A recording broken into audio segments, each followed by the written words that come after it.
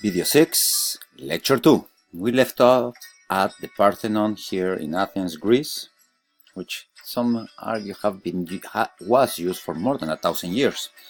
Now again, this is just to put into our canvas of basic knowledge. Now, where is the Parthenon? It's right here in Greece. This is an example of the city-states, the polis in the Greek world. May I direct your attentions to this down here would be Crete, we have Argos, we have Sparta, we have Olympia, all of these city-states. Okay, very, very important to keep in mind. And this is where's Troy, right here, check it out. Now, all of this is basically to help us understand the continuum and ever-changing shifts of cultural, religious institutions. We know that from the Greeks we will go to the Roman period. We know the early starts of the Roman Empire traces its origins to a small village in Italy. It was also a polytheistic religion. They did not impose their gods into anybody. They adopted most of the Greek gods. We also know that they translated Greek philosophy into Latin, and probably the most famous of the Roman emperors is Julius Caesar. Now, Romans, you can take online courses about Rome. Here, what's pertinent for us is just the realization that it was the Romans who institutionalized Christianity with the conversion of Constantine in the year 312 after death. It is in this moment where even the own Roman gods, everybody becomes pagan. Okay, and that's why the word paganism is such a complex word today, because it encompasses a wide array of belief systems, all the way back from the early years of the Roman Empire till the present day. Now, the Roman legacy. We know that they outlawed paganism and persecuted pagans. Let's say that back down into the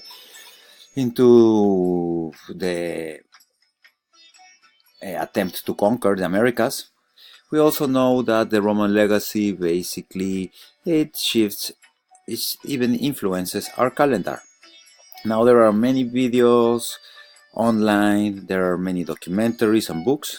I just wanna highlight the importance of being aware of the conversion into Christianity by the Romans. Okay. Now, why is that relevant, especially for us? Because even today, in our present modern world, our calendar revolves around the birth of Jesus. Okay, and our calendar. However, when we start inquiring into anthropological thought, we start paying attention to other people's calendars. For example, the Chinese calendar that has a 12-year cycle and extends back to more than 5,000 years. Goes back to the first Chinese dynasty, the Qing. For example, the Terracotta Army is a marvelous example of the antiquity of day counting. Here we have a picture in the right side about a Qishenging's mortuary celebration. Okay, and that's the famous Terracotta Army. I invite you to check out the Terracotta Army documentaries. Another important calendar to keep in mind is what's called the Islamic, the Muslim, or the Hijri calendar, which is a lunar calendar. And why is this idea of the lunar calendar so important? Well, we see that many people still use the lunar calendar to determine the proper days of rituals. Okay. Our calendar has a very interesting history. Again, please just refer back to what says in the slide and to your own inquiries about the historicity of the way we determine time. For my purposes, what should be highlighted here is to understand that even before the Roman period conversions into Christianity, we have a wide array of religious practices in what we could determine the Mediterranean world. Okay? Now, Sometimes we forget this story because we have a very fixated idea of the Vatican. The Vatican has a marvelous history, and sometimes we tend to forget that this history is very interesting for our purposes of cross-cultural comparisons and historiographical inquiry. Now we know that the Vatican is built in the top of the St. Peter's Basilica in the 4th century. We know that it was rebuilt during the 16th century. This goes back directly to Martin Luther. We'll inquire about that later. But the idea is that the Vatican is a very important symbol for Catholics today. And that's where, if anybody travels to these regions of the world, you most likely will end up going to the St. Peter's Basilica.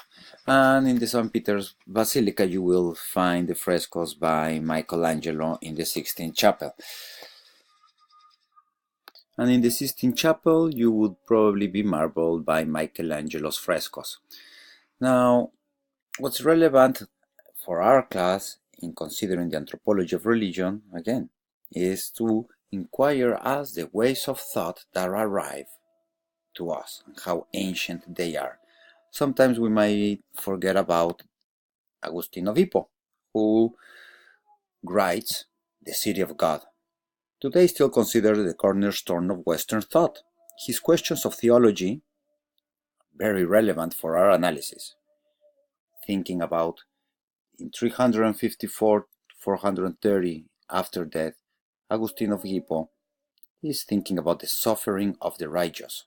He's writing and reflecting upon the existence of evil, the conflict between free will and divine omniscience, the doctrine of original sin. And characters like St. Ambrose, also the Bishop of Milan, left extensive writings about the human being as a perfect unity of two substances, the soul and the body. Okay? Now these are just two of the many people that are reflecting and writing upon these issues.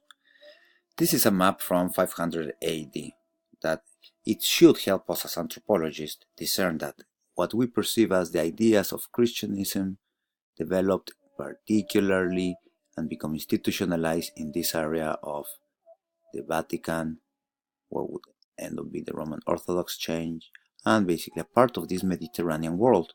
But let's please consider the wide array of calendars, traditions, and belief systems that have been continuously practiced since back in 500 AD.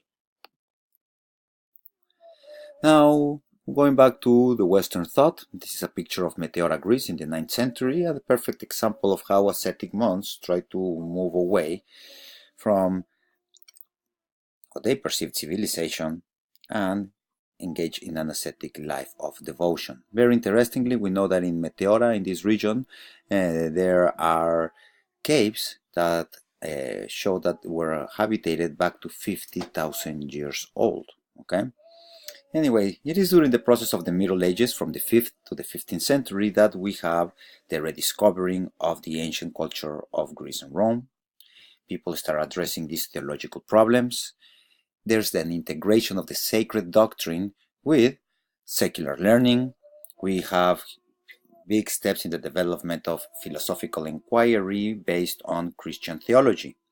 There is an analysis of the relation of faith to reason, the existence of simplicity of God, the purpose of theology and metaphysics. People inquire about the problems of knowledge, of universals, and of individuation. The monasteries become a formal place of academic learning. Of this, the best example is what Charlemagne Magnus does in the imperial decree of 787 after death. Charlemagne Magnus establishes schools in every abbey in his empire. But what is Charlemagne doing? Like whom? He's actually doing what all the caliphates had done previous to that. Okay? And that is, when his grandfather encountered the army of the Umayyad Caliphate in the border of what today is France and Spain, his grandfather was able to defeat this great Muslim leader by the name of Al-Ghafiqi. Al-Ghafiqi certainly influenced the Frankish nation, and here we have an image of Charles Martel with his axe, today considered the founder of the Frankish kingdom. Charlemagne is his grandson, and in order to keep up with the Islamic armies, they realized that academic learning is necessary, and therefore that's why Charlemagne does an imperial decree to establish schools in every abbey, meaning academic learning and inquiry as a form to staying alive and battling highly sophisticated imperialistic warriors under the Umayyad Caliphate. So this is, I guess, very interesting to keep into mind. Why? Because sometimes what we call the Middle Ages is one of the most fascinating moments in the Mediterranean world, and that is the development of a new way of participating in religious belief. Now, this is the story of Islam, and for that we will begin in the next video.